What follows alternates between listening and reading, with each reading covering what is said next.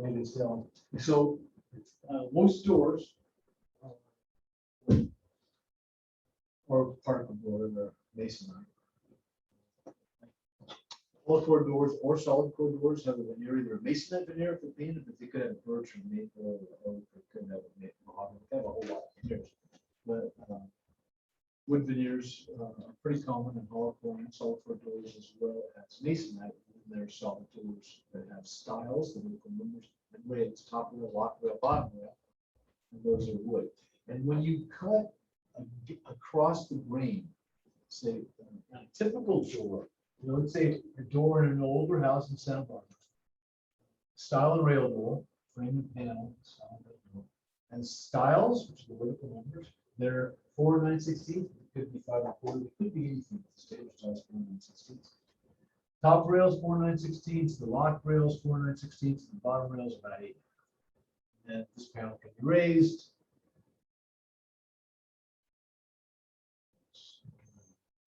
Flat panel. This case would be a minor C panel, raised panel. You got to cut it for carpet. So all the doors have been removed because you added carpet. You added 1/2 inch pad and carpet, about 1 inch. So you want to cut your doors so they just sweep the carpet. So they don't really touch and drag on the carpet, but they're just right above the carpet. Don't touch it, right above it. So how you do that is come up to the jamb. Here's the jamb. The jamb's got a mortise and a hinge. So it's got 3 mortises, and the hinges are in there because they're loose pin butts. And that's how they got the doors off, the guys that laid the carpet. They came around to the loose pin butts, they knocked out the pins, they pulled the hinge, pulled the doors off, so the leaf of the door, the leaf of the hinge stays on the door, and the leaf of the hinge stays on the jamb, and the pins goes out, and so the doors come off. So you can't rehang the door in because the door was down there, maybe 1/4 inch off part of the floor, and you have added 1 inch carpet, so you can't even get the door off. You got to figure out how to cut it. You got to figure out how to cut it so it's cleanly just above. Now you don't know what your floor does either. The floor might slant, might slope. So you walk up to your door jamb. You put your framing square against it.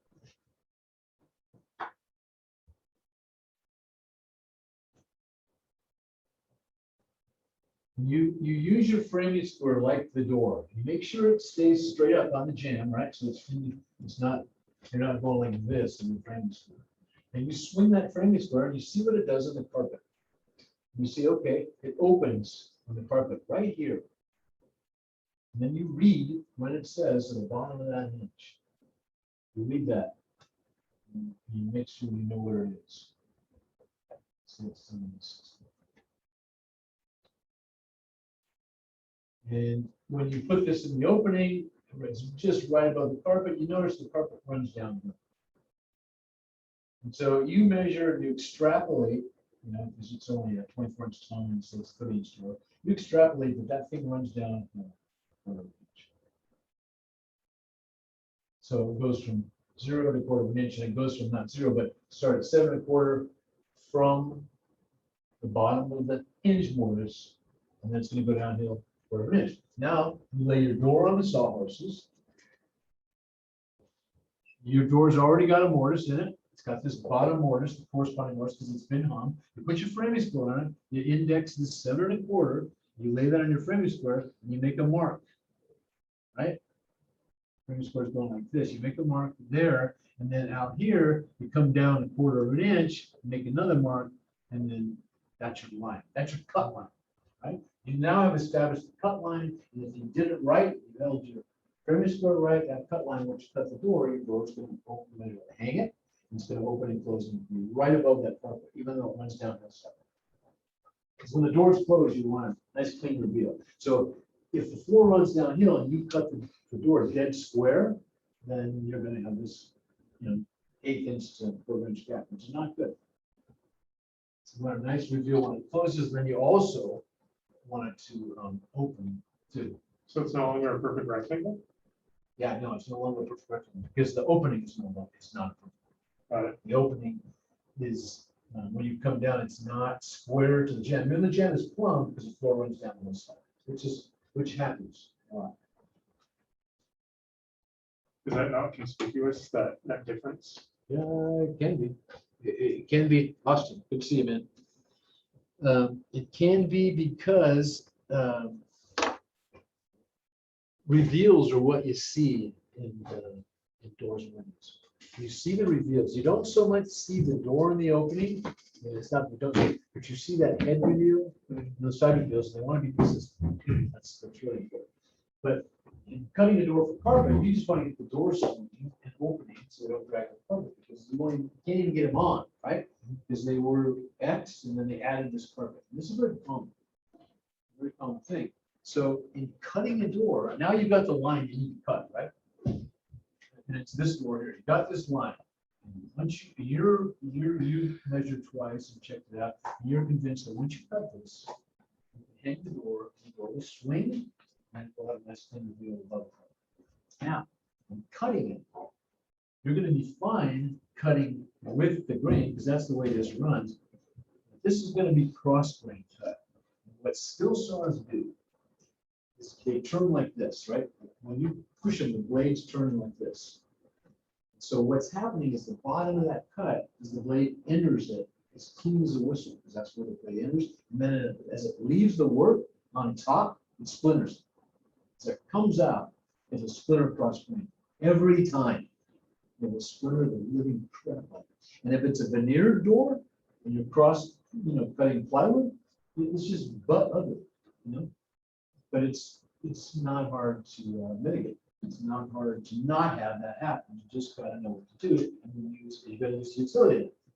You're going to use a jig, a cutting jig, that you're going to make from your skill saw and the nice clean carbide blade that you like to use. So you're going to take a piece of wood that's about 3.5 or 4 inches by 36 inches long in this case. You can make them longer or shorter, but doors are about, doors don't usually get much bigger than 3.0 around here. 36-inch piece of wood by 4 inches. And the salient feature of this piece of wood, it could be MDF, is that this is dead straight. I mean, you put it down on something flat, and it's dead flat. There's no air under it, right? You did that on a jointer, or somehow you know that thing's really, really flat and straight. And then you're going to take a piece of 1/4-inch melamine, 1/4-inch pre-fin birch ply. You're going to screw it to the bottom. You're going to run it wild. You're going to run it out about 4 inches.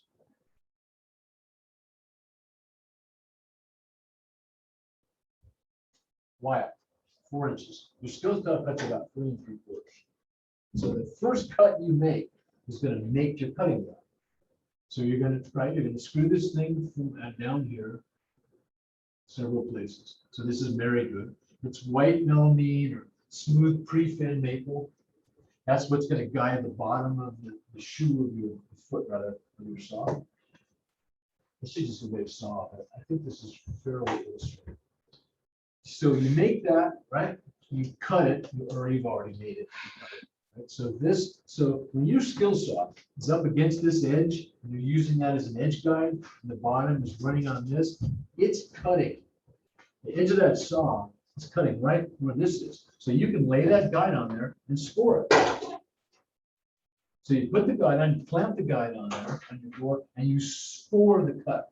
Now, it's not so important to score this way unless it's a veneered door. You need to score all the way, but you need to score relatively deep, 1/8 inch with your sharp, trendy blade knife. You score there, and score at the end of the cut. And you finish the cut, and you score the edge of the door. And then clamp on your guide. Your guide's already clamped on, you just scored it. You drop your skill saw on it, and it cuts, and the score keeps it from splintering. By scoring the cross grain, it doesn't splinter.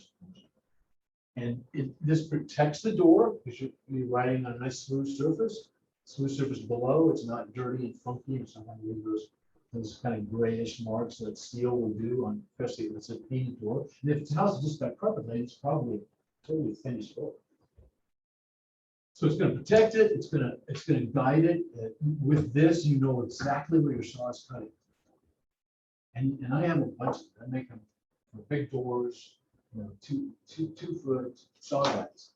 If you have a Festo, or not a shop, if you have a Festo, then you can buy, there are straight edge rails that have extrusions. And your saw just drops in the extrusion. And you just line it up on a cut. And they have rubber bottoms, so you can actually not clamp them. The rubber's kind of grabby, but they do have clamps that slide in the extrusions. And that's a really clean look. And a Festo tool is, you know, the 55mm plunge saw is about $750. Skill saw is about less than 200, 100 and change for a 1-inch skill saw. A nice blade, another good blade. I bought a really nice 40 or 62 carbide blade for my Rockwell skill saw in '74, and I still have it. Still in the box of that skill saw. It's the blade I would pull out, put on for doing fine cuts. Cuts like this, like cutting bottom doors. Any questions on that?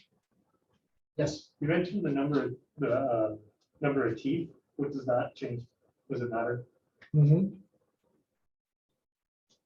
So saw blades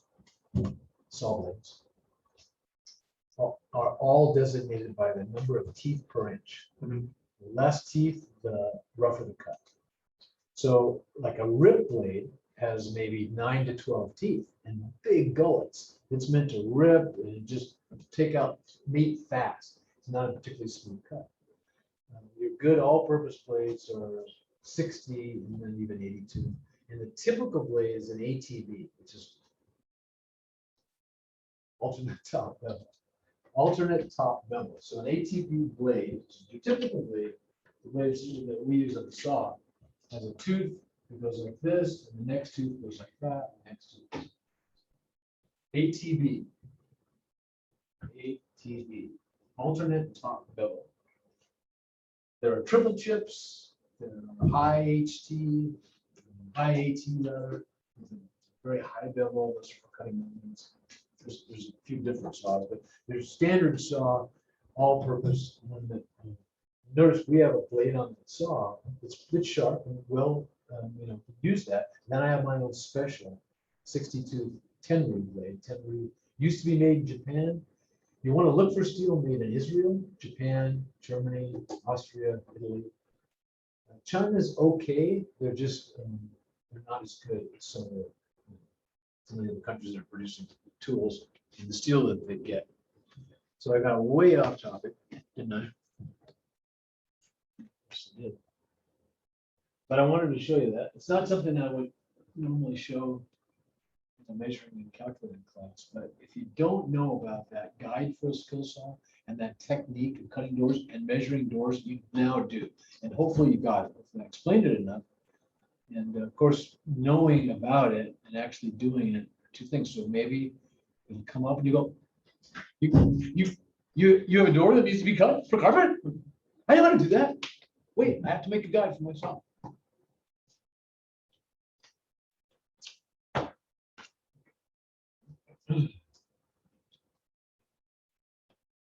Where are we here? We are.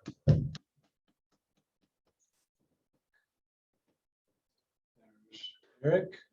Eric, you in Santa Barbara? No, right now I'm in the Napa County. Napa, huh? How's the weather? Is it hot? No, this week it's been really chill, actually. Good. Good. A lot of smoke though. There's smoky still? Yeah.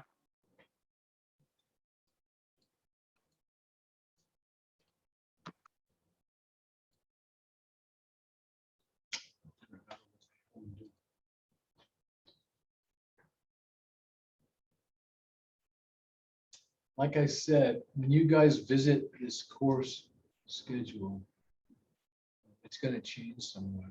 I haven't done anything to it. But here we are, September 2nd, week 2. We're going to talk about whole numbers, basic principles, adding, subtracting, multiplying, dividing. We're going to go through section 1. Now, section 1 is basic principles of whole numbers. Did we do anything in this textbook last week? I even opened it up. We didn't. Did I? Okay, so it's the basics, right? So we want to identify the place value of whole numbers. We want to know how to round whole numbers to a given place value. We want to recognize what denominant numbers are. So let's just talk about place values. Now, this is the basics of math: addition, subtraction, multiplication, and division. And it starts with, we're using whole numbers at this point. And whole numbers are composed of there's ones, tens, hundreds, and thousands. So that's 5,694.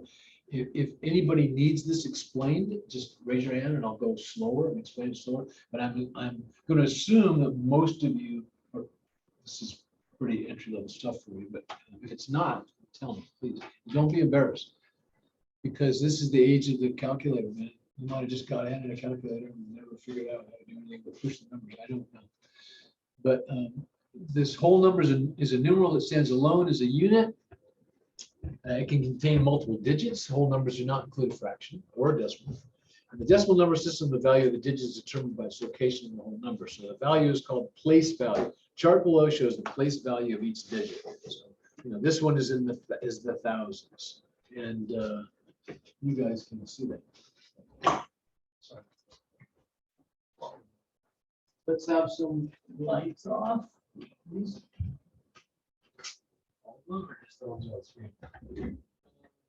Let's see what we can see. Yeah, I think you got it halfway. Let's see if you can do it halfway. If halfway, I'll do it. You guys can see that. My Zoom people can see that. Screen on their screen.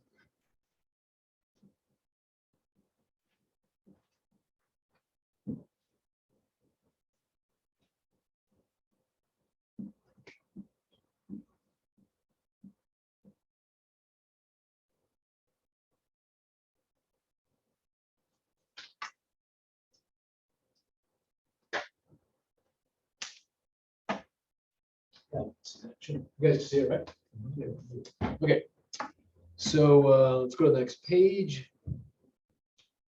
Add the values of each digit to determine the value of the whole number. So 5 digits in the 1,000 column, 5,000. 6 digits in the 100 column is 600. 9 in the tens column is 90. 4 in the ones column is 4, so it's 5,694. To make numbers easy to read, a comma is inserted after every third digit. After every third digit, counting from the right? So the ones, tens, hundreds, comma. Thousands, 10,000s, 100,000s, comma. Millions, tens of millions, hundreds of millions, comma, a billion. Billions, tens of millions, hundreds of millions, thousands of millions, comma, a trillion. A trillion is 1,000 billions. It's a lot. A billion is a lot. A billion is 1,000 millions.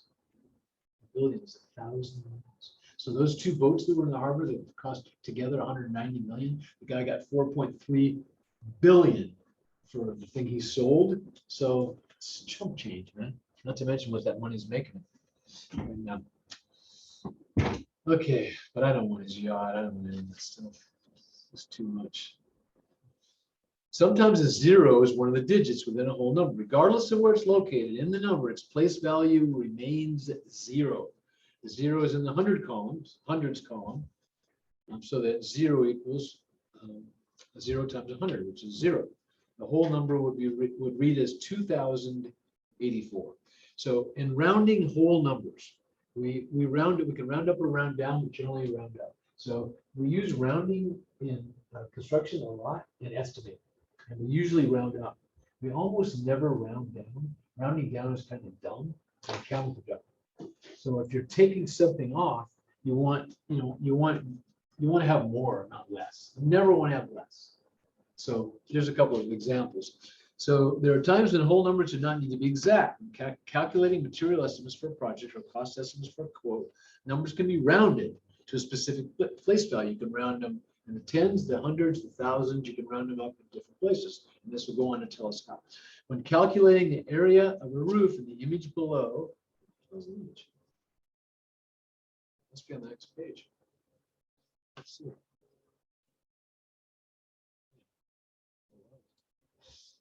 So when rounding the numbers in the process of efficient, in the image below, the 1,382 square foot roof will be rounded to 1,400 square feet for estimating for estimating or purchasing the material.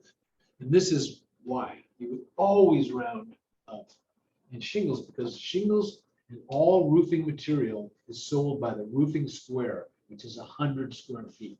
So it's an all in hundreds. So if you come up with 13 and change, you want to go 1,400, so that's 14 squares.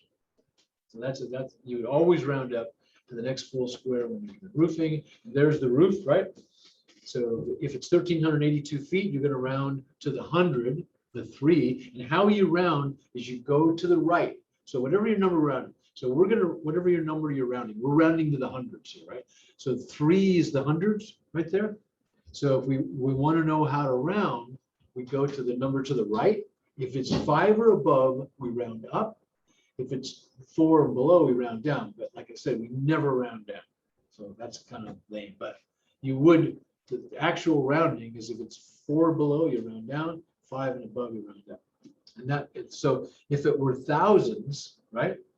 And you were rounding, if this was a rounding exercise and you need to round to the nearest 1,000, you would go to the 1,000 column, right, which is 1, and go to the right of it, and that's 3, which is certainly way less than 5. So you'd round down. You'd round that down to 1,300, which you would never do. Why would you do that?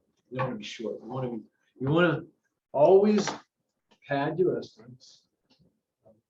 I call it fuck up factor. That's one thing. And then there's waste. And depending on how you're doing it, there are ways to calculate waste on what you're doing. But I always go minimum 10%, sometimes 15%. Depending, like if it's a diagonal deck, you almost have to do 15% waste because you are going to waste boards. So you always figure out a waste factor. So and rounding up always good. So when you're estimating, yes. So on 1,382 square foot for a roof, Yes. how much would you buy? 1,400. Yeah, I buy 1,400. If I was really felt I was confident in my takeoff, and that's how much roof there was, I'd definitely buy 14. Less than 10% then. It is less than 10%, but that's true. That's good. That's a good point. So I might buy 1540, round it to 14, and then put 10% in that. And again, I never do roofs ever. Roof. We'll build roofs. We'll frame roofs. We'll sheet roofs. But I'm not going to guarantee the waterproofing of the structure. Not me. That's the roofer's job. So when it hits the fan, and I got somebody to call, and it ain't gonna be me. It's gonna be the roofer. Why is my roofer? And because that's what they do. I mean, I'm really totally believe in that. Yeah, that's competent subcontractors that do things that are really important to a building, like HVAC, roofing. See, my guys, they always wanted to frame. They didn't really want to do the foundation work because it's hard.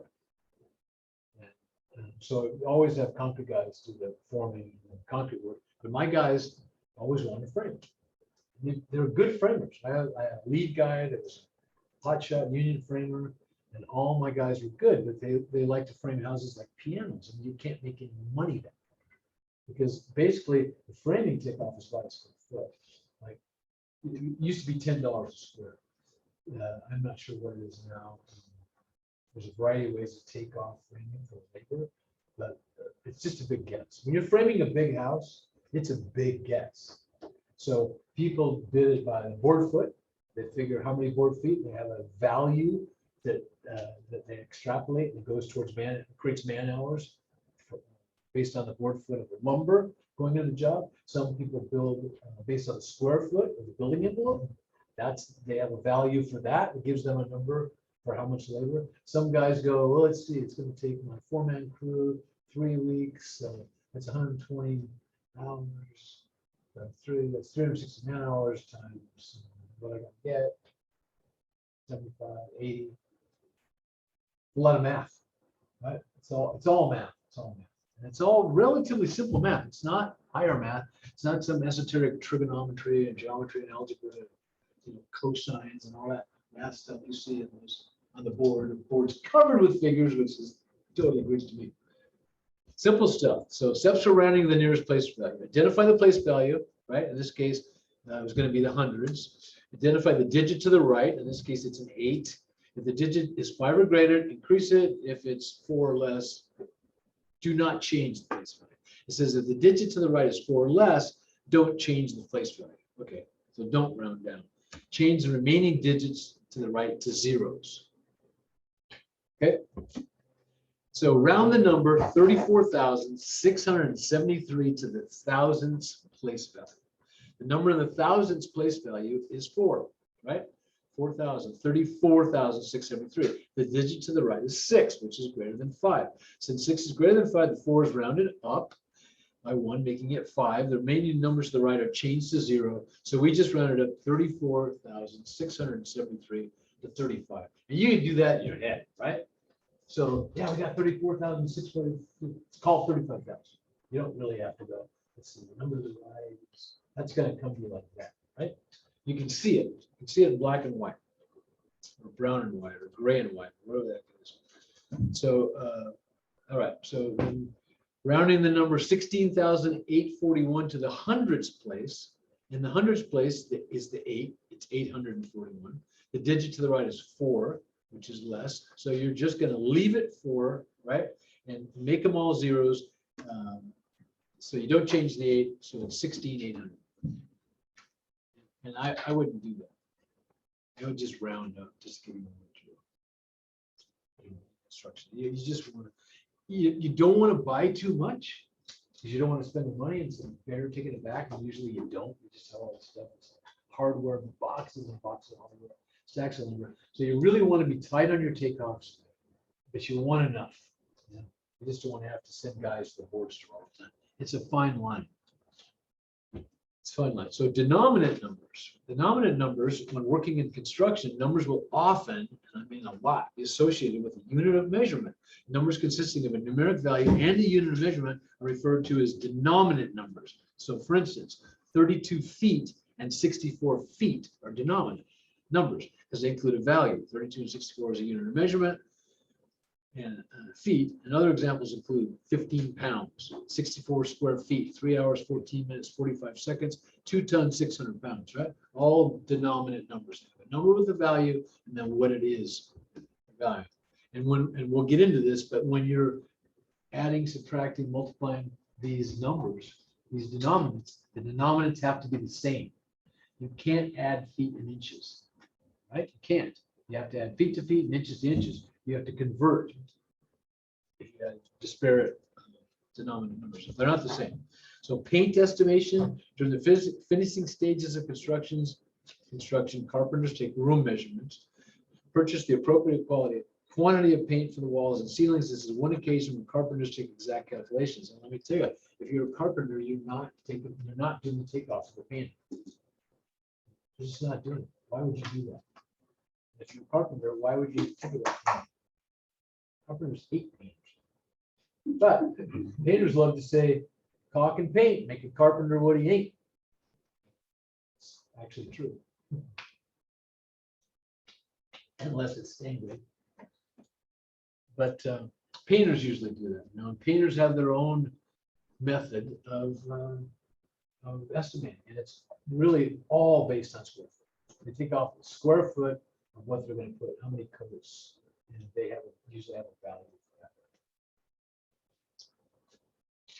for that. Okay, denominant numbers, carpenter estimation, math. Come on. What's this? Workspace, notes, mention. All right, let's do some problems. Okay, so use the number 4,784,523. There it is, big as life. Let's make it bigger. Let's make it even bigger. Okay. You guys on Zoom see it? Hey, Mike, did you show up? Anybody show up? I still got, who do I got in there? I got Adir, who else? Anyway, let me know if you guys are having trouble seeing or hearing. So which digit is in the hundreds place? Anybody? 5. Which digit's in the 10,000s place? 8. Which digit's in the tens place? 2. Digits in the hundreds place, 100,000s place. 7. How about which digits in the thousands place? 4. Okay, you guys are all pretty good. Everybody got that so far, right? That's pretty basic stuff. So in which place value is the 3? 1. In which place value is the 9? Which place value is the 4? Millions.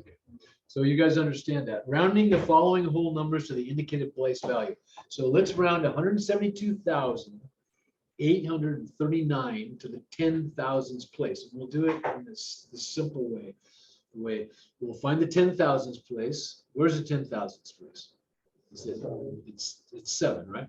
2 is thousands, 7 is 10,000s. If we want to round to this 10,000s place, so we go backwards. The number to the right, it's 2, it's 4 or less. So that's going to wind up being 17,000. That's going to be how that's rounded. Let's round 74,613 to the thousands place. Somebody tell me what's that going to round to? 75,000. You guys see that? Go to the thousands place, which is 4. 4. Go to the right of it, it's 6 greater. So take it up. Take 4 to 5, and then everything goes to zeros. 75,000. And then let's round 93,827 to the tens place value. What's that round to? 93,830. We took the 2, which is the tens place, went to the right of it. It's a 7 greater than 5. That goes, rounds us up to 3, and that makes that a 0. So rounding's pretty easy. Huh? So I'm going to go around and let's just answer this. We'll start with John. John, answer 14 for me, please. Round 17,460 to the millions place. To the millions place. Yep. It would be 17 million. Everybody agree with that? Yeah. Yes, it's absolutely correct. Good one. God, don't say it. Miguel. Miguel, round 8462 to the hundreds place, please. 8,500 it is. Everybody agree with that? See how he got it there? He went to the hundreds, which is 4, went to the right, which is 6, which is greater. That made the 4 go to 5 and the zeros across. And you can start doing this in your head, right? Pretty easily. You just look at the number, like for instance, D'Angelo, number 16. Round that please to the 100,000s place. 700,000. Right on. Everybody agree with that? How about Jacob? Jacob, number 17. Round 943 to the hundreds place. 900. Absolutely. Got it. We got it. And Benjamin Turner. Okay, so Ben, do number 18 for us, please.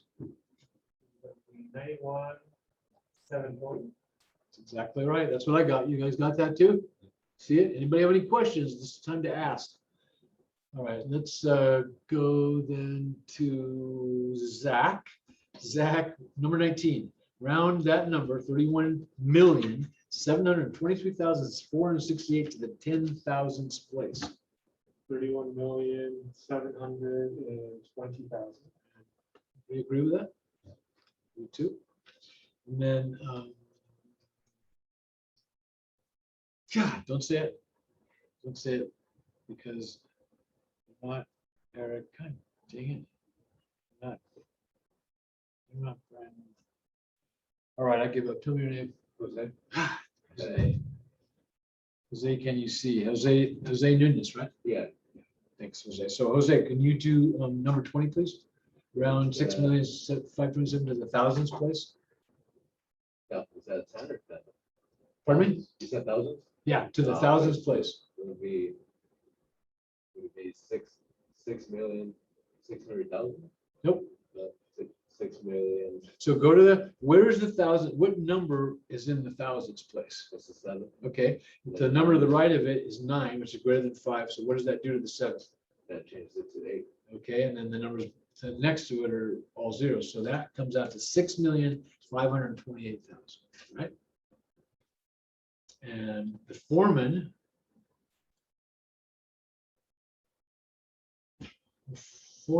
had his carpenters cut 64 boards to a length of 93 inches for wall studs. Identify the denominator number. Okay. What's the denominator number? 93 inches. Yes, exactly correct. 64 boards would be denominated as well, two of them, right? Not just 64 boards. And it's not 93, it's 93 inches. These are denominator. So what's the denominator in the floor plan that calls for 8 floor joists to be installed 16 inches in the center? 16 inches. And what else? 8 floors. Yes. The floor joists, yeah. And if anything follows and quantifies or qualifies that number, that makes it a denominator. So you can't combine roof rafters with floor joists, right? And you can't combine miles, feet or yards with inches without doing some stuff. I think you know what I'm talking about. We'll get to what we do. So the dimensions on the floor plan are 16 feet by 14 feet for the 2 bedrooms. What are the denominator numbers? Anybody? Ben? 23, that'd be 16 feet and 14 feet and the 2 bedrooms. Exactly. 2 bedrooms, 14 feet, 16 feet. This is all too easy. But you guys got that, right? Okay. So in adding, so let's go to adding.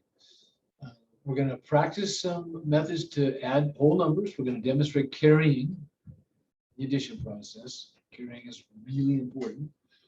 And we're going to solve addition problems with denominator numbers. 4 basic operations of arithmetic are addition, subtraction, multiplication, and division. Addition will be discussed in this unit. Addition is the process of combining 2 or more numbers to obtain a quantity, which is called the sum. A plus sign is used to indicate that numbers being added. So there's some methods. 4 bags of cement plus 2 bags of cement equals 6 bags of cement. Counting. When adding denominator numbers, the unit of measure is applied to the answer as well. Shown below, the sum of adding 4 bags of concrete and another 2 bags adds up to 6 bags of concrete. Numbers can be added either horizontally or vertically. So you can do it like that with an equal sign. And if you do it vertically, you don't need an equal sign. That line denotes what's below is equal. If you do it this way, the equal sign is required. So that's vertical addition. Here's a math tip. Why is this? Page? This is just a little page. So when performing math operations vertical, the equal sign is replaced, blah, blah, blah. Or horizontal adding is useful when adding simple single-digit numbers. But when numbers become 2 or more digits long, vertical adding is the more practical method to use because you can do columns, way more practical. If you've got numbers that are 2 digits and more, they need to be in columns because that's how you're adding it. If they're not in columns, it's a little tough to keep track. So the numbers in the ones column are added together, the tens column are added together, the hundreds column are added together, the thousands are added together. The sum of each column is a single digit making the final answer, right? So if we're adding 23, 424, and 1430 together to get a sum, we add the ones, 7, we add the tens, 7, we add the hundreds, 4 and 4, 8, we add the thousands, 1. 1877. Easy, right? Easy peasy. So that was no carrying. We didn't have numbers that need to be carrying. So when we carry, when adding individual columns, the answer's always got to remain a single digit. It can't be 2 digits. It has to be a single digit. So when you add a column and it's 10 or greater, you have to carry. And carrying is used to keep a single digit in place. And here's how you carry. The sum of adding, so we're adding 47 and 128. So the sum of adding 7 plus 8 is 15. You can only put one number down there, so you put down the 5, the 1. That 10, the 1 in the 15 is carried. So it goes in the next column, the tens column, up above. And you use it to add it in. You carry it. So it's 1 plus 4 plus 2 is 7. No carrying, because that's below 10. It's a single digit. Then you go to the next number, which is 1. It goes straight down. There's your sum, 175. Now, as whole numbers become larger, carrying is used as needed when each column is added. So you will carry when needed the whole sum. So here's a 3-sum addition problem. It starts in the thousands. We're gonna add 5,864, 629, and 578. So start with the ones. 4 and 9 is 13, plus 8 is 21. So we put the 1 down, carry the 2. 2 and 6 is 8, and 2 is 10, and 7 is 17. We put the 7 down, carry the 1 again. 1 and 8 is 9, plus 6 is 15, plus 5 is 20. We put the 0 down, carry the 2. 2 and 5 is 7. Got it? Simple stuff. Now, this is basic math. I just don't know. Does everybody get it? You guys get it. There's not anybody going, yeah, what does he mean carry, right? Everybody learned this. Just want to make sure. And I'll try to go faster. If you guys, if this is just like, yeah, I got this. It's a good refresher, though. Say again, please. It's a good refresher. Okay, and I think so too, because I want to start you, just like this book wants to start you. And just build you up with a concept of these simple whole numbers, addition, subtraction, multiplication, and division, and then we'll do more complicated things, and then we'll apply them to the job. So I'm not sure I'm going to use Patrick's test. I kind of doubt it, since I'm not teaching Patrick's curriculum, or he made up his own syllabus. I'll probably do a lot of stuff from the book in the test, but there'll be a fair amount of math, that they'll be calculating. They'll be figuring square foot, and they'll be extrapolating square foot to square foot cost, how many sheets, what the sheets cost, stuff like that. We'll get into all that, and we're going to tie all this number stuff to the real world, how we use it. We being in construction. But it sounds like yours is more takeoff phase. How is Patrick's test? I'm not sure. I just scanned it. Uh, It's a lot of that. I mean, I'll show it to you guys. I'll probably use some of it. um, The thing is, you have no idea what it takes to do this crap. I mean, I have done all my tests as Word docs, right? And so I go back to the test and I tweak them. I rehead them from the year before, final and midterm, and then I tweak them to what I taught if it's slightly different. And it is reasonable. I teach different things. I make notes about what I taught and how I want the questions to go. But I make up, usually, I throw in a few true or false, but it's 50 questions, 4 multiple choice answers. So that's 50 questions and 4 answers each question. That's 250 lines of type, right? For a test. Now, I have been starting the last 3 semesters putting my tests into Canvas. So to put 250 questions on the Canvas is something like 3,000 clicks for me. To click, highlight, drag it over, you know what I mean? Open, click. It's just beyond belief. The books, now that I've gotten more into Canvas and been working with Goodhart Wilcox, they have question banks we can use every time in the book. Just I will throw in my own questions, and I'll throw in safety net. If I didn't tell you, there'll be 1 question in the test from each of our safety meetings. And I will have the safety meetings available to you, or I can pull them up if you just come up and ask. Because I want you to find the answer. Because I will throw out questions that might be the right answer, but they're not what the sheet says, right? I'm gonna want you to find the right answer. I'm not gonna want you, see, I don't believe that you're gonna know this always. Right? I mean, you're gonna know what you're able to absorb, but when I test you, if you can't pull it from your memory, or if you're unable to do some of the stuff, a lot of the stuff will just be you doing math. But if you can't pull it from your memory, I want you to find the questions. I want you to find the answer. So I want you to use what's available to you to find the answer. Right? I want you to use a book to find the answer. I want you to use, if you need to use your phones to find the answer. I don't want you to cheat on somebody else's test. I don't want you to find the answer by collaborating with your peers, even though I actually believe that is a totally righteous way to learn. A totally righteous way. In other words, however you get the answer is appropriate, because you're trying to get the answer. And it's not like you're stealing something, right? You're just trying to get an answer. But because we're in school, and I have to be somewhat of a proctor, you cannot copy. You can't collaborate. You can't get answers among each other. You've got to find them yourselves. Okay? Ask questions, man. So don't forget the 4 agreements. Don't take anything personally. Don't make any assumptions.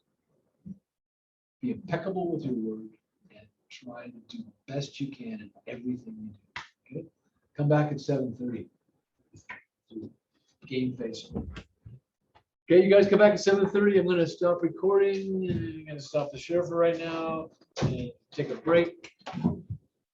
Okay, stop recording and Zach, you're gonna remind me when you come back, right? You got it. And Eric and Adara, I'll see you soon. See you at 7:30. Sounds good. Pause. Joel. Glasses. Pause recording? No. Okay, we're recording. Yes. Here we go. We're gonna share again. Right there, that door was especially right after that row. Okay.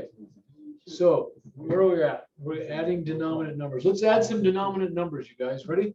As you learn in Unit 1, basic principles of whole numbers, a denominant number is a whole number with a unit of measure associated with it. So for example, 18 inches. Denominant numbers follow the same process used for adding whole numbers, but additional rules must be applied. Rule number 1, denominant numbers must have the same type of unit. So 53 inches plus 27 pounds, can you add that? No. That's duh, right? These numbers cannot be added because the units of measure are not the same. Inches can't be added to pounds. When denominant numbers have the same unit of measurement, inches, in the preceding example, they can be added together. Some will have the same unit of measurement applied to it, 6 and 8, 14 inches. Units of measurement in compound denominant numbers must line up with like units. So 4 yards, 1 foot, 3 inches. If you were going to add 1 foot 2, that's how you do it. So your answer would be 4 yards, 2 foot, 5 inches by adding those two sums. And then mental math. Now, I'm really good at mental math, and I suspect some of you are, some of you aren't. What mental math is to me is just figuring out sums in my head.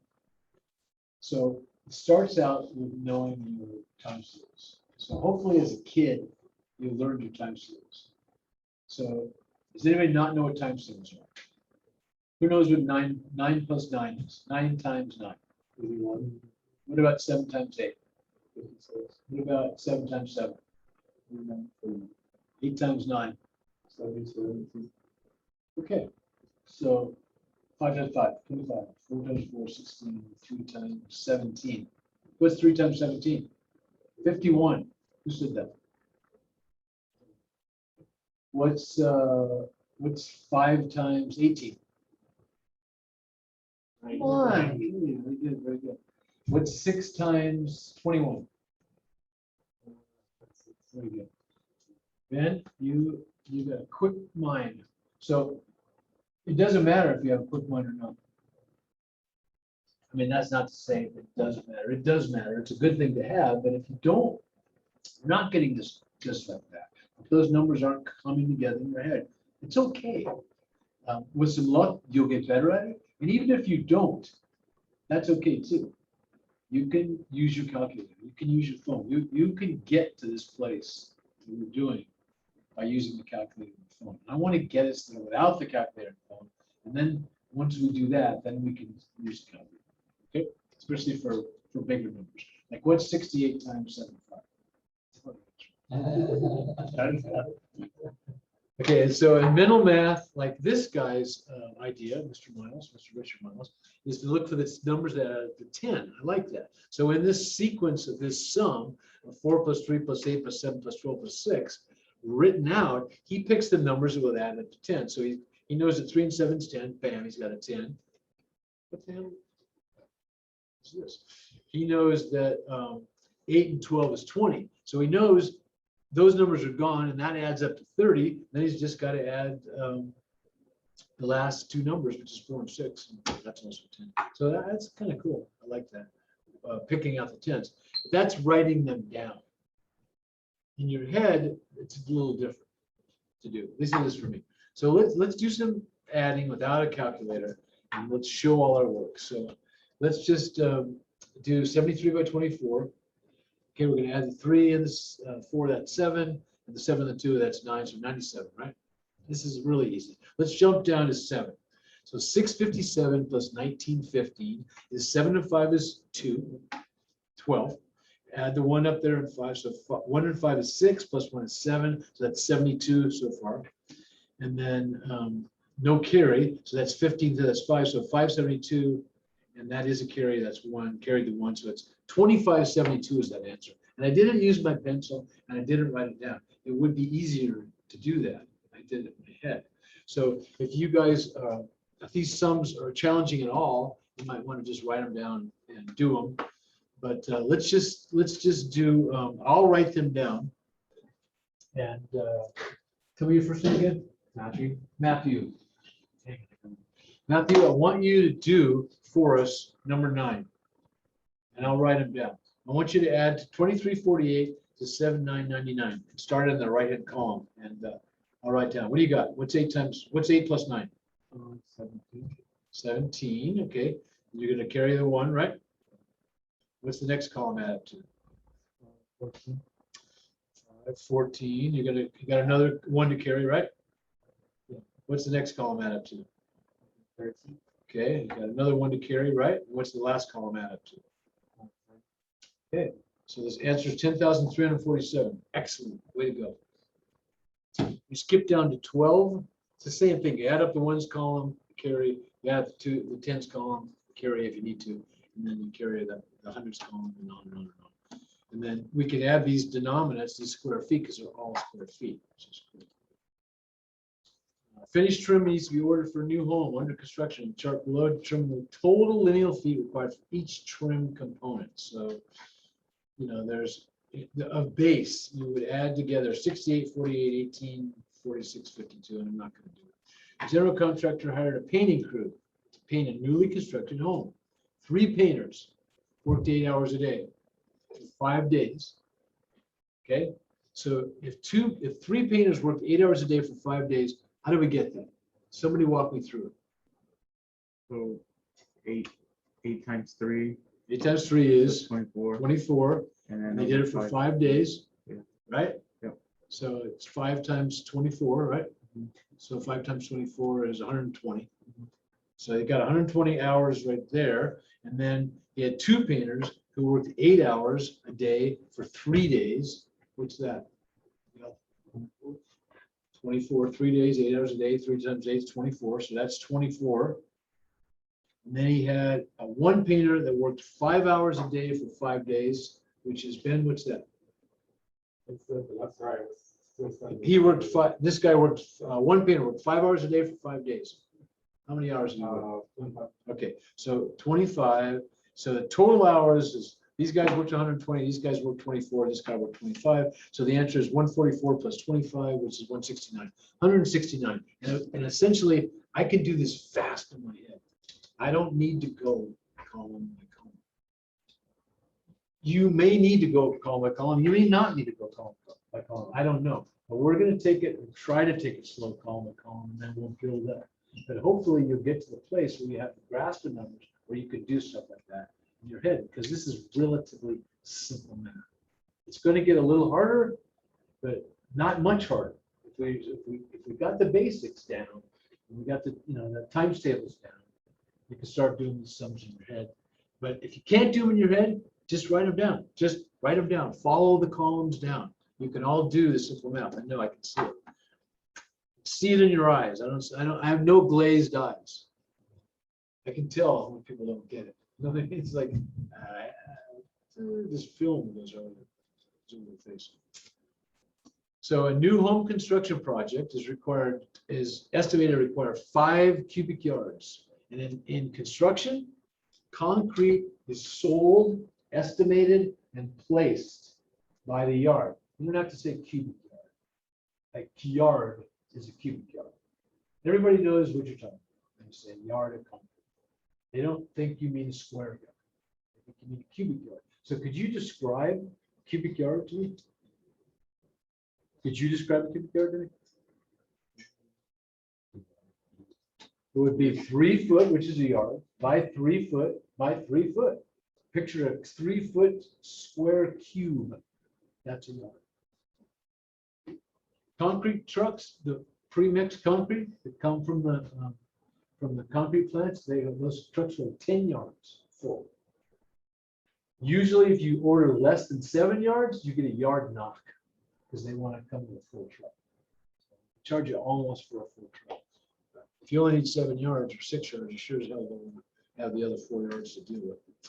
So this construction project is estimated to take 5 yards for the footer, 30 yards for the foundation, and 16 yards for the basement, and 8 yards for the driveway, and 5 yards for the sidewalk. How many yards of concrete will be used for the entire project?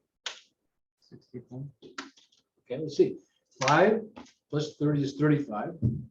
35 and 16 is 51. Plus 8 is 59. Plus 5 is 64. So we said 64. 64. See how that? And I didn't have to write it down.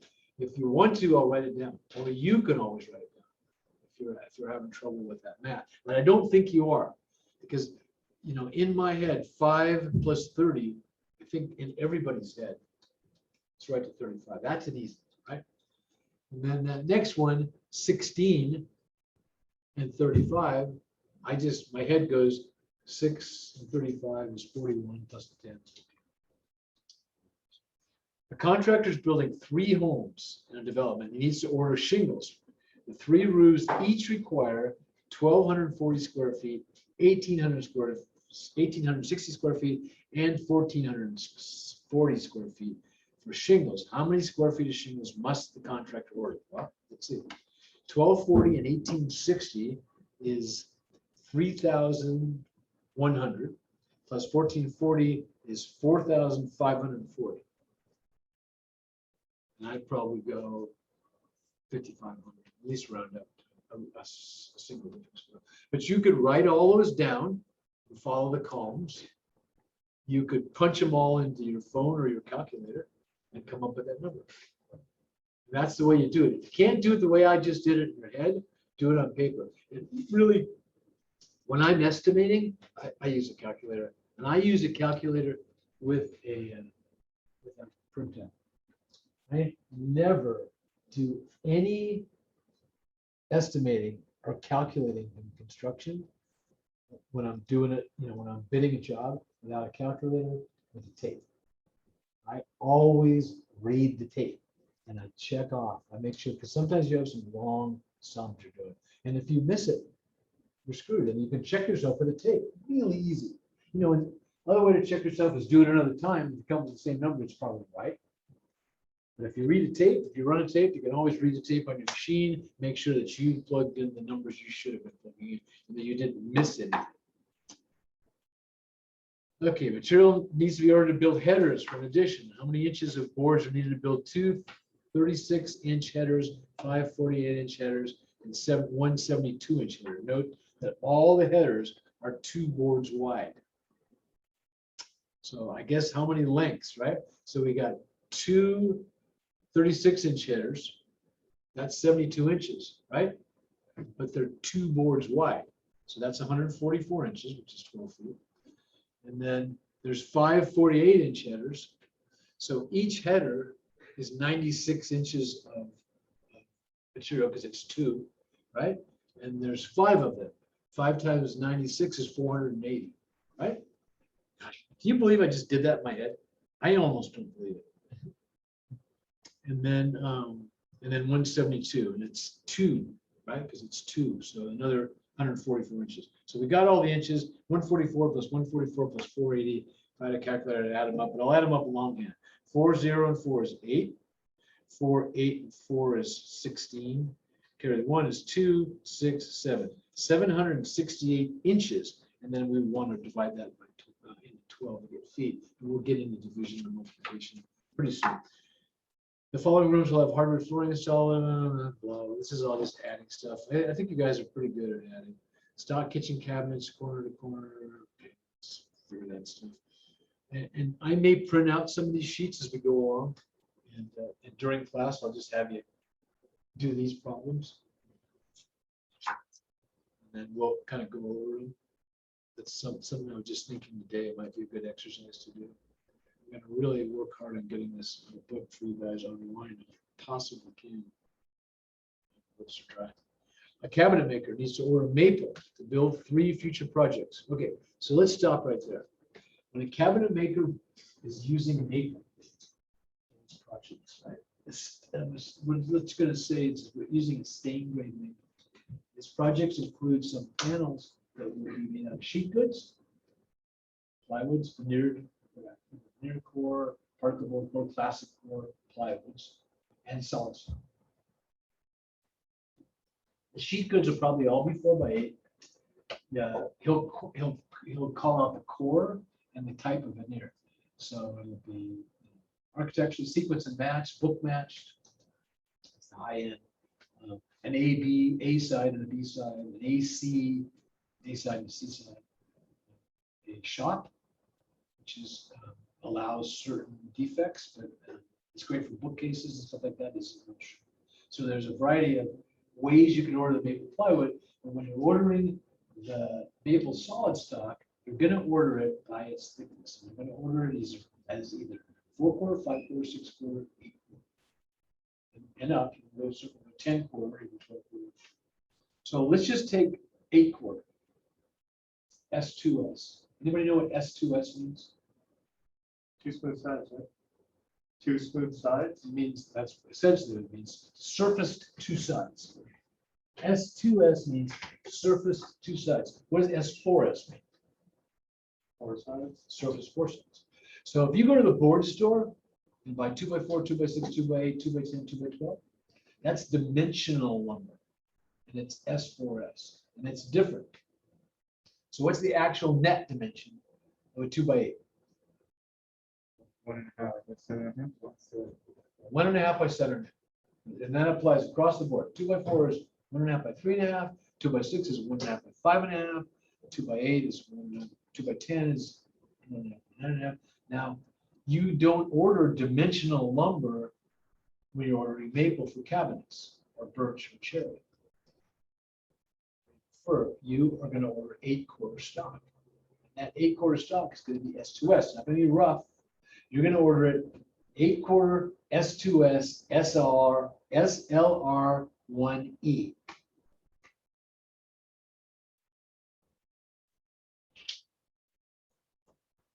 By the way.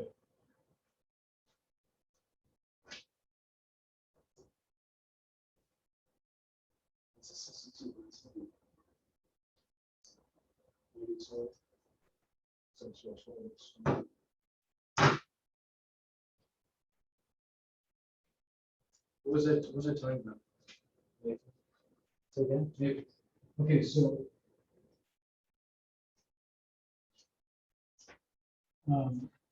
8-quarter S2S. Make some. We're gonna make it heavy.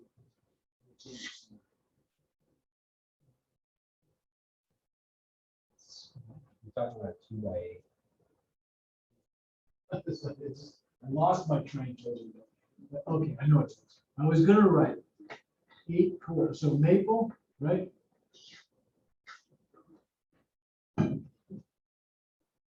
Eight-quarter S2S SLR1E. What does that mean? Tell me, you should know. I taught you this. 8-quarter means something when followed by S2S. 8-quarter means something else is followed by a rough. 8-quarter always means in cabinet grade material, maples, birches, cherries, alder, poplar, right? Not stuff from the board, not dimensional to the for him first. 8-quarter is always 1 3/4 inch net. 5-quarter S2S is always 1 inch net. It's always 1/4 inch less than the call out, because the call out is for the rough. So 8-quarter rough is 2 inches. 8-quarter S2S, surface 2 sides, is 1 3/4. Every time. It's not more than that. And SLR1E, nobody knows what that means? It means straight line ripped, 1 edge. That's the way you want your board to. So you have a straight edge, Go right up to the saw and start with it. It's dead straight. I sell all one, and that's the way most of the wholesale board stores sell. Now you can buy dimensional lumber. I've seen poplar. It's definitely fir for making doors and windows and stuff like that. Even then, it's sold at $800. If you look at all your doors and windows, all your exterior doors are inches. Windows are inches. Those are the numbers. That was just a little side trip we took down Wood Lane.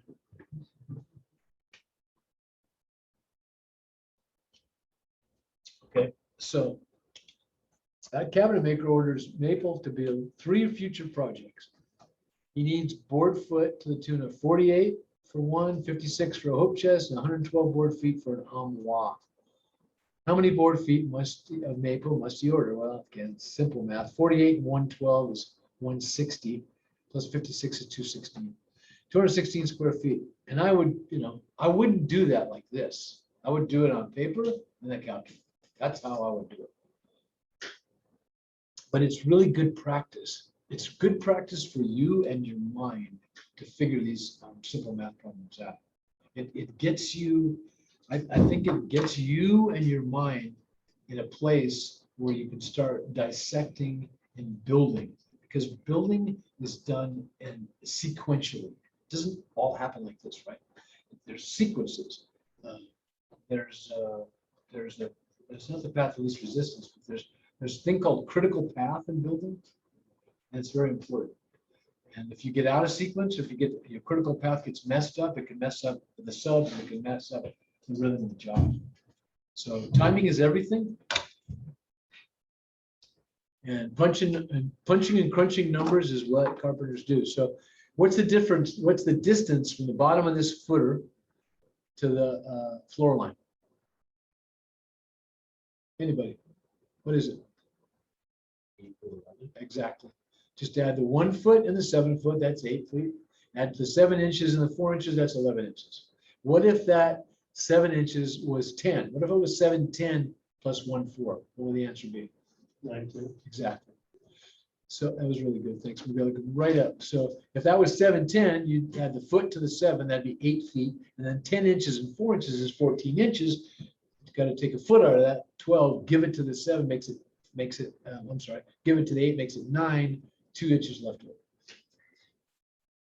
And did you tell me, Louis, that you got a construction calculator that you can crunch in? I feet, do, yeah, inches? I I don't know how they work, but I'm going to find out. pretty helpful. Okay, so now we're all the way up to subtracting. Wow, amazing. God dang. Want to go home. I know reading all this was kind of fun last night. It's like, oh man, back to middle school. Yeah. elementary and middle school. No, it is. It's really back to the basics. I think it's a good way to start this class out, because we'll get into other concepts. As long as we all are agreed, the basis of math is important. And maybe this is just going back and relearning some stuff, or just getting that anchored. So I would like to think that you would become less dependent on your machines to make small sums, and more dependent on your mind, because you can make things happen a lot faster. And it gets you thinking that way too. I would really like to go over in detail in this course with you the fractions, Yeah, we're getting there. buddy. because that's like The fractions would hardest- kill everybody. Yeah, So we're just gonna get a foundation of whole numbers, and then we're gonna get in fractions, decimals, and converting, and adding dissimilar fractions and all that stuff. Because that's the stuff, that's the meat of construction. and the fractions that you use the most, because you Yeah. know. Yeah, exactly, The common fraction. exactly. Like things like eighths and 16. So 1/8 is 0.125 in the decimal. 3/8 is 0.375, 5/8 is 0.625, 7/8 is 0.875. So that's the stuff you should know. 0.0625 is a 16th. 0.1875 is 3/16. That's stuff that you should know. And I suspect most of you don't know that. But that's because you haven't done it for 73 years like I have. It still retains some part of your mind and memory, which is an amazing feat. But yeah, we'll get into that because fractions are where it's at. But really, you'll be adding whole numbers to it, lots of them. We're gonna learn how to turn, figure cubic, we're gonna figure out, we're gonna learn how to figure cubic yards. So you can estimate concrete. And a lot of people don't know squat about estimating concrete. I swear to God, it's amazing. What? How many cubic, how many cubic feet in a cubic yard? 27, exactly. 27 is the magic number. So typically we get square feet. We turn square feet into cubic feet because we get the depth, right? Square feet is like a 12-inch footer by 40 foot long is 40 square feet. If it's 2 foot tall, it's 80 cubic feet.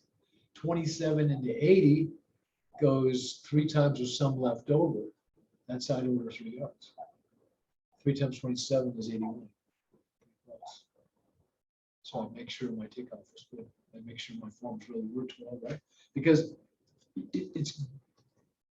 it's okay to have too much. It's not good to have a lot too much, but it's really bad to not have enough. You know what I mean? You can't make not enough be more, but you can make too much work. You just have to have a place to dump the stuff. Okay, the second of the 4 basic mathematical operations is subtraction. Unlike addition, which combines units, subtraction is the process of removing units to obtain a smaller quantity. The smaller quantity is referred to as the difference. What's the quantity referred to when we add? The sum. When we subtract, the quantity is called the difference. A minus sign is used to indicate the number being subtracted. For example, if a carpenter uses 4 boards from a pile of 12, the difference would be 8 boards.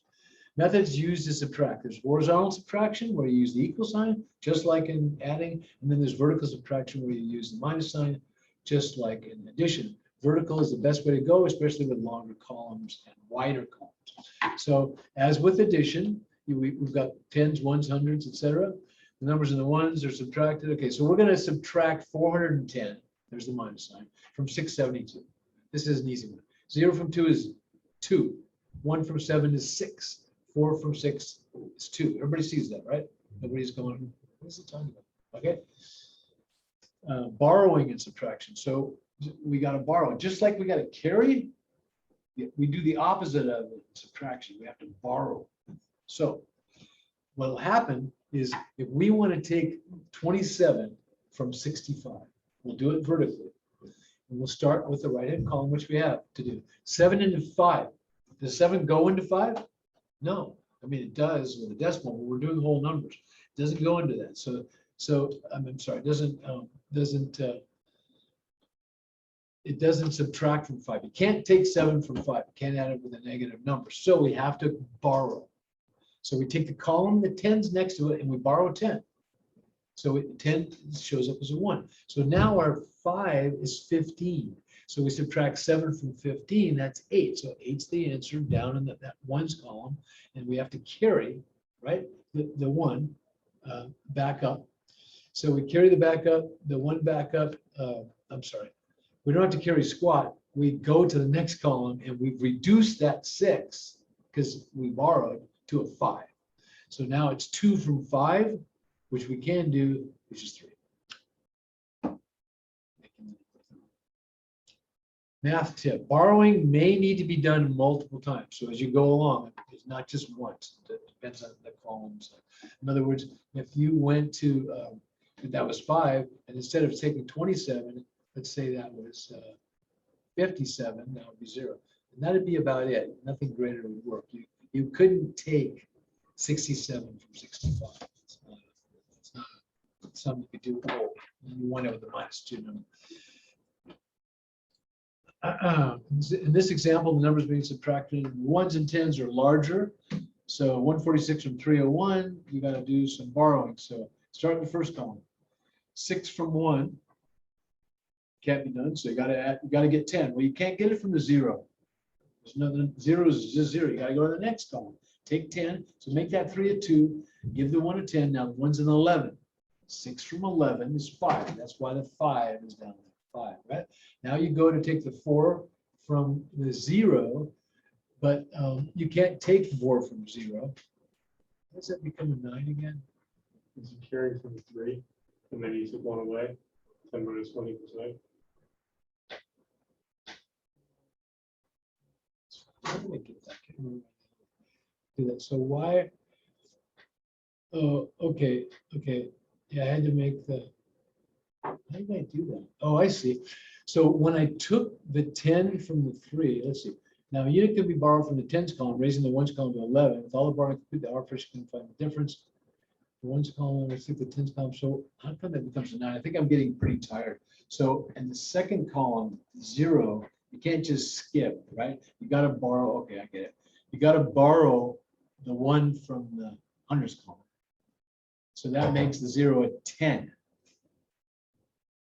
Right? But you, what does that look like? Yeah, 10, so you had a 10, and then you needed to, for your ones place, you needed to take the, from the tens column. Yeah, you had to have that 1 and the 11, which left you 9.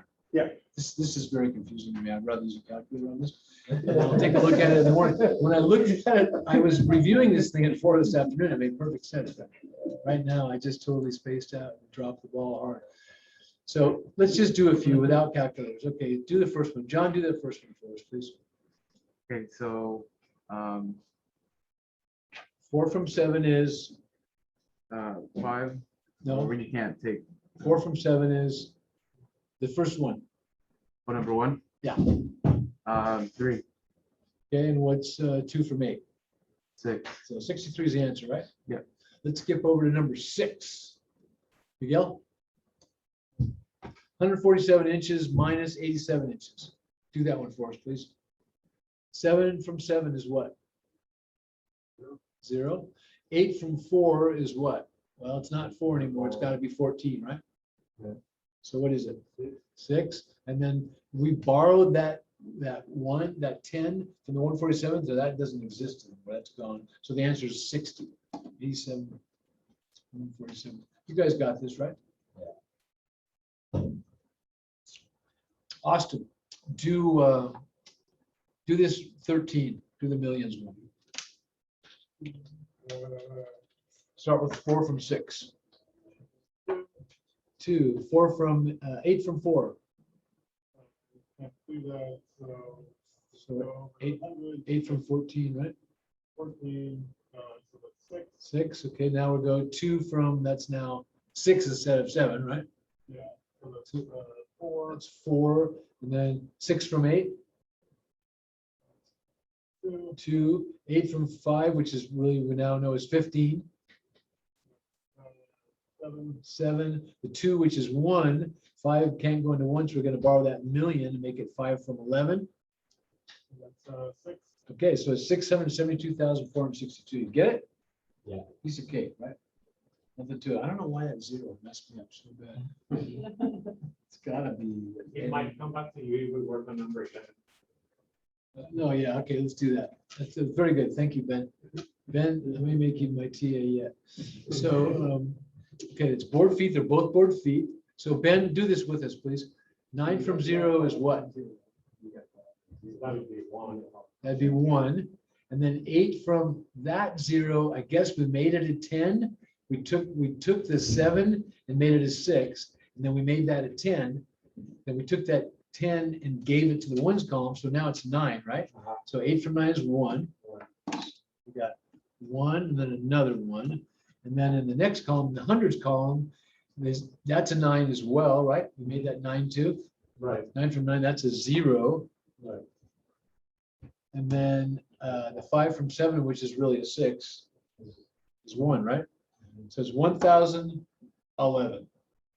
And by the way, you can prove all of your answers in any one of these things we're doing. I forgot to tell you about it in adding, but in subtracting, if you're going, is really 5,989 from 7,000 board feet, is it really 1,011? Here's how you check it. Just add it back in to 5,989. So 5,989, 0, carry the 1 is 0, carry the 1 is 0, carry the 1 is 7,000. So you can always check your numbers. come up with your number in subtraction, 5,989 from 7,000, come up with the number 1,011, add it back to the number you subtracted, the number you used to subtract, 5,989, and if it adds up to the number above, you did it right. If it doesn't, you fucked it up. I really am getting tired. You can tell when I start swearing. Stop losing my inhibitions. Okay, I think we're pretty good on subtraction. Let's just look at a couple of things. Carpenter bid 14 grand. I'll get us out of here at 8:30. Okay, you guys good with that? Yeah. 20 minutes we'll get out of here. Carpenter has bid 14 grand on a construction project. He spent 63.58 on materials, 287 permits, 1,200 to a subcontractor. How much was left over for him to profit? So obviously we've got to add his costs. 63.58 plus 1,200. That's an easy one for me. Is 75.58 plus 287 would be 77.58. 76, 70, I think it's 77. I don't do that on a calculator, but we can put those in a column and add them up, right? You guys got that? Sure. That's pretty easy. And then subtract. So what the hell? Let's do it. I'll make a column. 63.58. Meeting controls.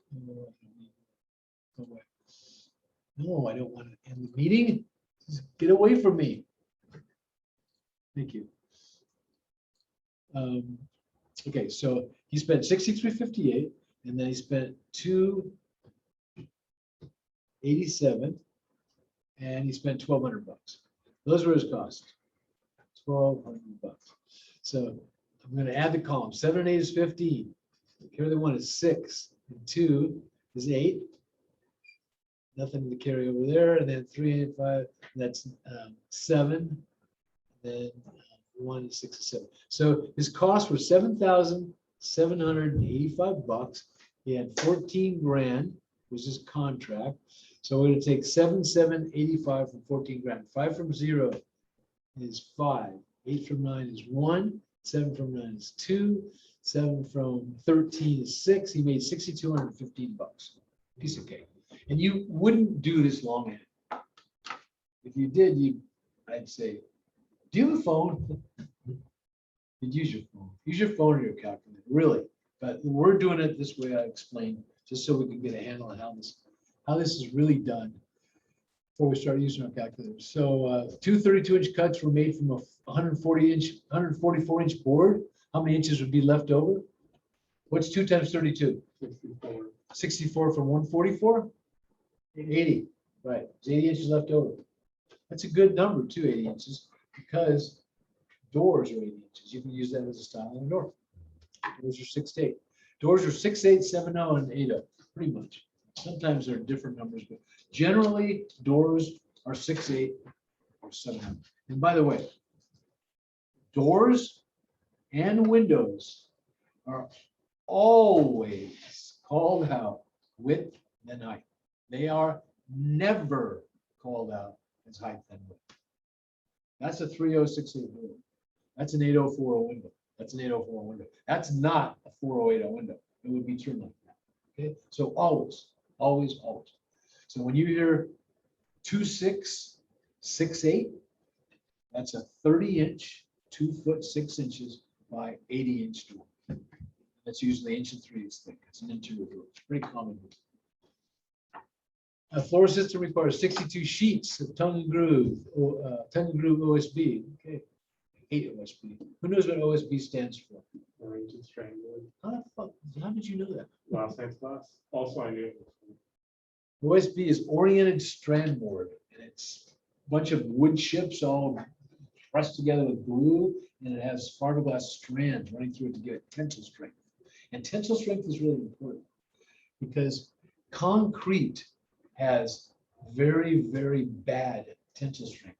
It has huge compressive strength, but tensile strength, it will support very bad. That's why we use steel. So we give concrete tensile strength with rebar.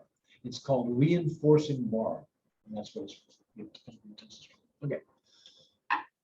So 62 sheets, they're already 38 on the site. how many mortises it need, so you would subtract. You would subtract 38 from 62. I would do that as 24 sheets. I would take the 38 and go right to 40. I would go 40 from 62 is 22. That just pops in my head. And then I'd go down and add those 2 sheets. So however you do it in your head, it's fine. But if it's important, write it down, do it longhand, or do it on your calculator. And if you're doing estimates, run a tape. Always run a tape. And I'll show you the wheel. I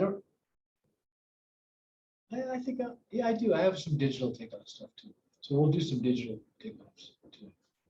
So like that. Let's just get through this beginning math crap. So this is just a bunch. We're doing all the same thing, these numbers. So multiplying. So in multiplying, we're going to practice the method used to multiply whole numbers. We're going to demonstrate carrying. We carry, we multiply, just like we do in addition. And we're going to solve multiplication problems with denominator numbers. Then when we get a little further along, I'm going to show you some division, multiplication division tricks, because we use that a lot in construction. So, here's 4, he's building 5 houses. Each requires 4 smoke detectors. So rather than adding 4 5 times, we would be better served to multiply 4 times 5, or 5 times 4, either one. So that's 20. That should hopefully be popping in your head. If it's not, press it in the calculator. But hopefully, when you hear 5 times 4, 20 pops in your head. And hopefully, when you hear 3 times 8, 24 pops in your head. And if that's not popping in your head, when I say 6 times 8 and 48 doesn't come into your head, you might think about going back and starting to look at the times tables. Just practice with some times tables, because that should be in your head. Honestly, you should have that in your head. So if somehow you jumped from learning your times tables as a kid right into using your calculator, I'm asking you to go back and learn the times tables. It will make everything better for you. I promise you. It will make your whole life better. Honestly, it will. And I'll tell you why at the end of the class. Not this class, at the end of 16 weeks. If you keep coming, all right? If that isn't enough reason to keep coming to get the secret of life, I don't know what is. So the method to use multiple, okay, so here's the multiplication tables. Well, God, they're right there. Who knew? Right? 4 times 12. Where do you find it at? You just go down, right? Yeah. No. No, so the 2 4 orange times ones, 12. Where do you go? How do you? the 2 orange ones, so you just, and then you meet in the middle. How does that work? Line up the top and the side. 2. Okay, that's what you do. 2 times 2, 4. Okay, I see it. So if you take 7 and just run down to the 7, it's 49. Okay. And take 9. People have trouble with 7, 8s, 9s, and 6s. Usually up to 5. It's pretty damn easy. 12s are easy for me. 11s are super easy. You just add a number, right? After 10s. So like 10 times 11 is 121. I don't know. Yeah, 121. Right? Yeah. No, 11 times 11. 10 times, obviously 10 times 11. 10 times anything is added 0. Right? 100 times anything is what? 1,000 times anything. 1,000,000 times anything. 6 zeros. A trillion. 12 zeros. Hopefully we won't have to count that. These days it's like,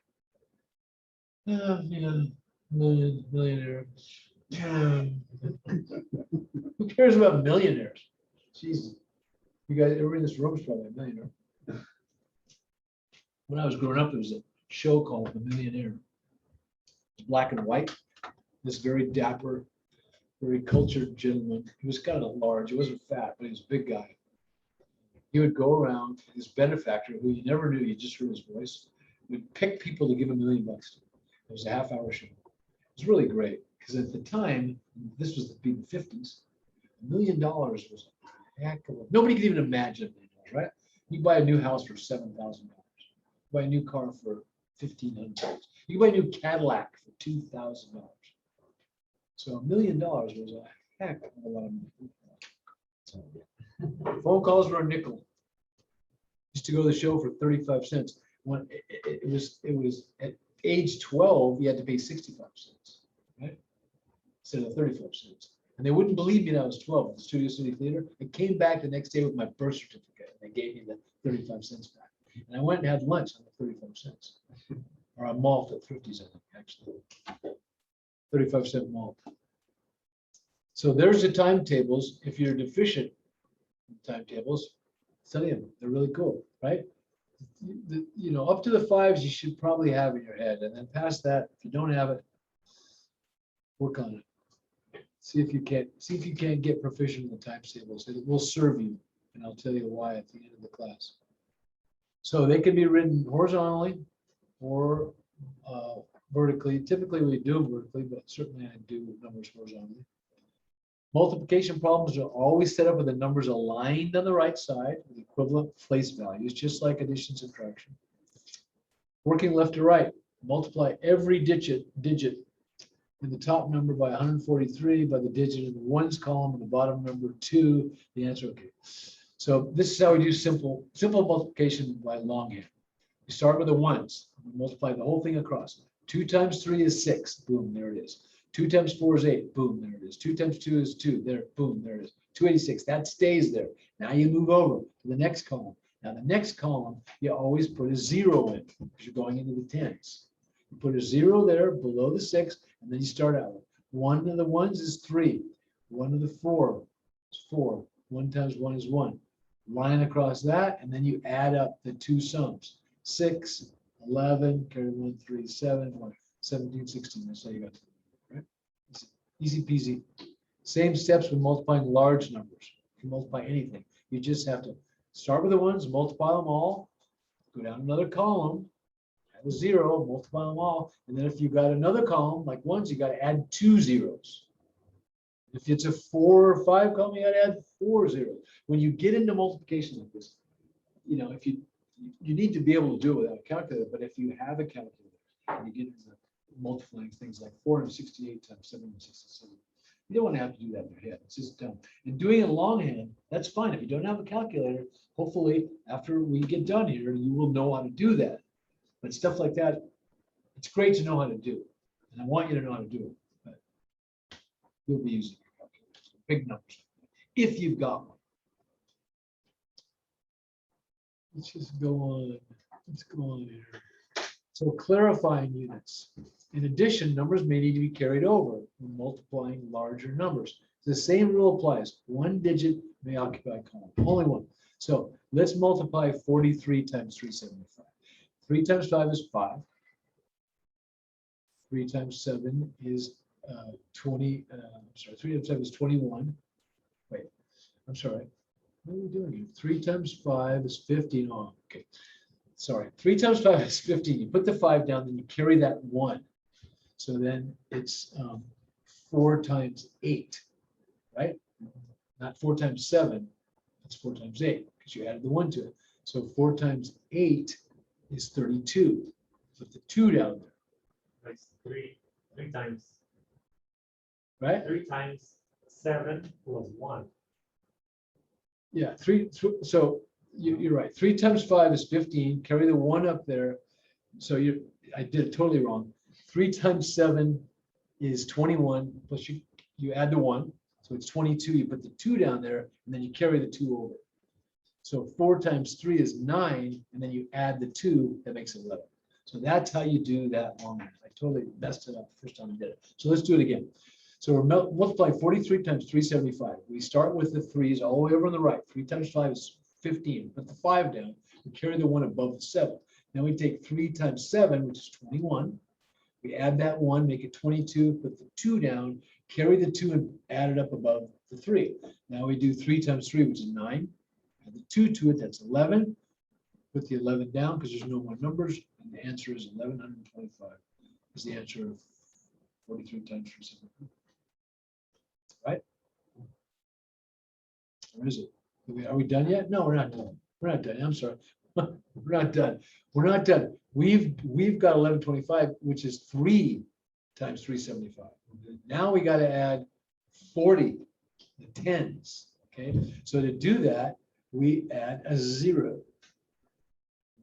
And then we start multiplying. So 4 times 5 is 20. That's also a 0, but we're going to carry the 2. They're in 7. So 4 times 7 is 28. We're going to add the 2, that makes it 30. We're going to put another 0 in. We're going to put the 3 over on top of this column. 4 times 3 is 12. Add the 2, that's 14. So we're going to put, I'm sorry, yeah, we're adding 3, not 2. 4 times 3 is 12. Add the 3 is 15. We're going to put the 15 down there, right? Then we're done. We've multiplied the 3's all the way across. We've added the 0. We've multiplied the 10's all the way across. So now we're going to add 15,000 and 1125, which is 5, 2, 1, 6, 1, 16,125. I'm totally burnt. I'm stopping. Can't do another thing. So we'll pick up next week. Let me get out of the screen. I wanted to see these guys on Zoom for a second.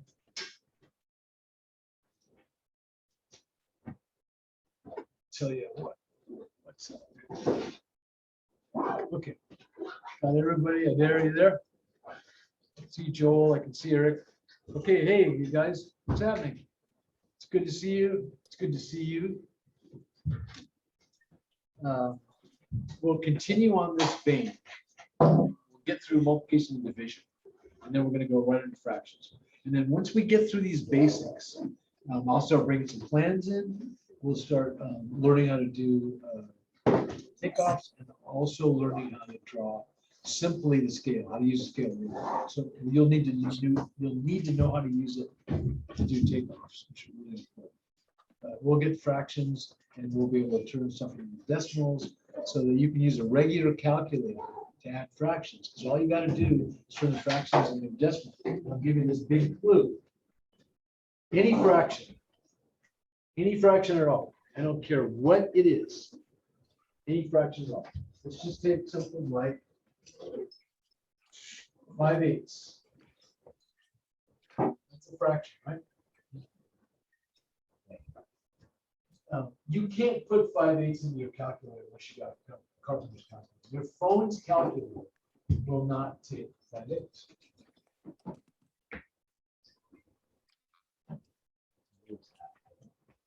I mean, we can just write this also.